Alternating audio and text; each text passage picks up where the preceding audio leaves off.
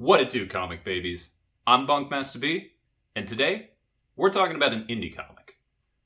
Now that may not sound too different than what we normally do, because most of the time I highlight some type of book from a non-Marvel DC smaller publisher that isn't a big two book, and a lot of times we refer to kind of any non-Marvel DC book as an indie book. But of course, indie is short for independent. And you can't get more independent than self-published. And that's exactly what we're talking about today. A self-published comic by a buddy of mine. And that is Bang, the Ballad of the Tiger. So this right here is a self-published effort that my buddy Josh Greathouse put out after, for years and years and years, doing Bang as an online comic. Now, most of it you can read for free right now on Webtoons, and I'll put a link in the description down below. I've been a patron of his for a little while now. He's an absolute git, as the British would say, but Josh is a pretty good dude. He's making pretty cool art, and I want to support people doing that. And so you can get the most current stuff that's on there. But no matter how you do it, Josh is telling a really cool fantasy martial arts epic. And he just put out his first physical edition. Last year, he attempted to do a Kickstarter edition. You may remember he actually went on Near Mint Condition, talked with Omar and Melanie. And actually, if you know Near Mint Condition, the astonishing Melanie is an editor on this particular book. I don't think in the chapters that are here, Melly had started editing it, but she comes on later. So actually there is a Near Mint Condition connection that's part of it. But it's a really fun fantasy epic of just, at least in these early chapters, it's a story about just getting out there and kicking some butt. And I want to kind of share a little bit about this with you and hopefully maybe convince you to take a chance on Bang. Let's check it out. All right, so this right here is the physical edition of Volume 1 of Bang, the Ballad of the Tiger.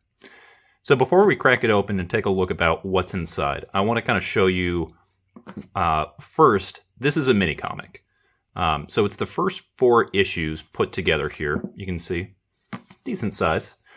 As far as the actual sizing of the book, it's just about the size of a tankobon. If we put it over Berserk right here, you can see just a little bit of Berserk kind of peeping through. Obviously, it's not going to be quite as thick as a tankobon, but you can see size dimensions-wise, almost exactly the same right there. It would help if I kind of put all of that in frame. You can see a little bit of difference there, but mostly all the same. And for those that aren't familiar with manga, I have another martial arts classic. This is the Essential Iron Fist. This is the old phone book size. But as far as the trim size, this is the same as a standard comic. And you can see the tankobon size is going to be a decent amount smaller than this. But again, this is a almost exactly tankobon size. So Bang right here. And now that we're only looking at this, we can get in like that. So Bang is the story of this character right here, who is herself Bang, the tiger. And to start off with, it's a pretty kind of standard story of a warrior who is exiled from her home and goes out on a quest. So we start just right in the middle of the action. Bang is running. Nope. Falling down. Gets in this cool fight with this big dude right here. And I mean, just Josh is letting you know what this book is about. We're starting right off in the middle of a fight scene. Big impacts. Cool, color contrast right there. Just really emphasizing that hit with those contrasting tones. And we go back in. We start with the fighting. We get a little bit of those character moments. We find out that her silly skull hat used to be her father's. It's the symbol of the rebellion that was put down by the Empire. And Bang is defiant. She holds on to the old ways. Empire comes in, and whoosh, she gets exiled after fighting a whole bunch of the guards. And we get this cool, just sort of flip sequence right here. Not only are you, if you're a fan of martial arts, but I mean, like, that kind of takedown, just, if you're a wrestling fan, if you like dope wrestling comics, this is it right here. I mean, look at that. Just that takedown right there. Boom. So they come in, put her down. She gets taken down eventually. Even as cool as she is, she can't quite take on this whole force by herself. And they let her know she's exiled, has to leave the village. Says her goodbyes to her mom, goes off on her adventure.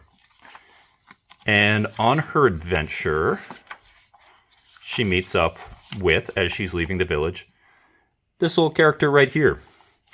Literally, the only thing he does is as she's leaving, she falls, picks up her hat, but the Empire, in order to quell dissension, decides that he must be aiding and abetting her and exiles her as well. And thus we have our first team up of traveling companions. This is Edvard Wang Zhu Vuncho IV. And he says, learn it well. And of course, you're not going to have a character with a name that long if the whole idea isn't that he's going to be Ed or Eddie the whole time. So Eddie right here, he's the straight man. He's on this adventure. He's the hoity-toity nobleman, who's, I'm not even supposed to be here kind of thing. He's the one who goes into mortal danger. Bang is the one who's going in. And again, we get these cool action sequences. And early on, you can see it's fairly limited palette, but Josh is doing a lot with the contrast here to kind of emphasize these big moments. So, meet up with some bandits, and we get a little look at our next traveling companion. So we're going to go ahead and jump a little bit. And we meet that character that we saw earlier. And we get a cool fight scene where Josh makes a nice little decision to let the action tell the story and to back off a little bit. And so we get some mostly wordless panels of just the action sequences of these two fighting. Basically, this whole right here, you get the back and forth. Bang whips out a whip, and we get that going. And we get a little bit of the humor that you might expect in a series like that, where when she's introduced, she tells them, by the way, my name is Yasmin the Blade. And Eddie goes, not the Blade! Bang. You've heard of her? No, but her name is the Blade! I don't know. I think that's kind of funny. And so again, this volume is really kind of setting up the adventure of these characters. So we kind of get the party together. The last chapter of this book is really where I think we start to see Josh kind of come into his own with his art style. The characters themselves don't look that different, but this is really where he gets to have some fun with some backgrounds. So this is where they're going to be going down into a cave. We get this really cool background work, whereas before we get a lot of sort of those simple tones kind of emphasizing some different things. Here we get to play with some darkness. I mean, and again, look at the way that right here, he uses the shadows to just highlight the characters going in.